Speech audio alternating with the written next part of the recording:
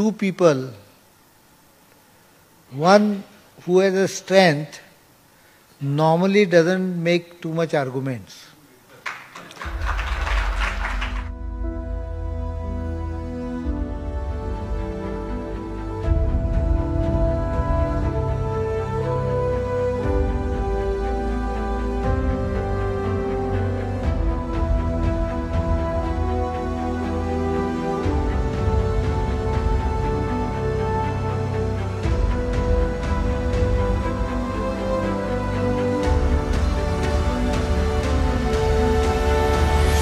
So Manohar Parrikar was a very unusual candidate for a defense minister. He had come from Goa, he was a CM there, but he had no central experience. So while that was unusual, it was also very interesting because he brought with him a fresh set of ideas which nobody in Delhi had. His main focus, I remember when he had first come in, was to change the way the defense ministry functions in terms of procurement and thinking. So, I would count among his top achievements is that he freed this ministry from all fixers and middlemen. He had no space for them, and he made sure that most of them were out of job. He would not entertain any of the middlemen.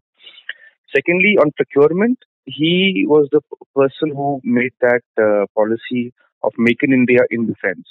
He changed the procurement rules to ensure that Indian companies were given preference over foreign companies for weapons purchases. He conceptualized a very, big strategic partnerships policy, which took a long time to come in because remember, Parrikar was not known to Delhi. He didn't know how bureaucratic circles work. So while he had a lot of good ideas, it took him some time to implement them. A lot of the operations were being handled directly with the PMO, but remember, he was a defense minister when the surgical strikes happened both in Myanmar and in Uri.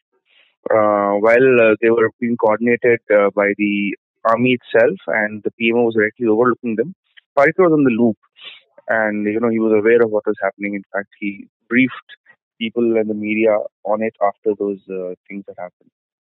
Procurement front itself, Parrikar was the person who negotiated and signed the Rafale deal, a very controversial Rafale deal.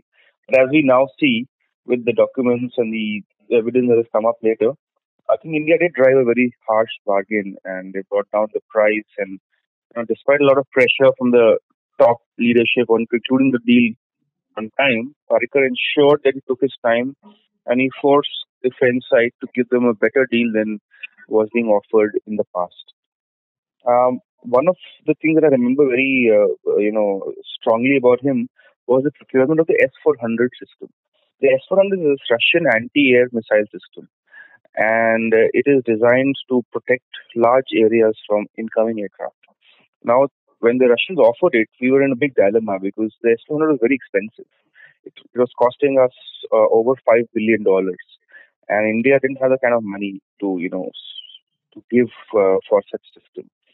Parrikar sat down and he asked the Air Force to give him their air defense plans, and he rejigged the plans himself personally by seeing how he can save. So he actually ended up, showing to the Air Force that buying the S-400 would result in a saving, which is very, very substantial by reducing other procurement. So he managed to get the S-400 through despite having money constraints on it.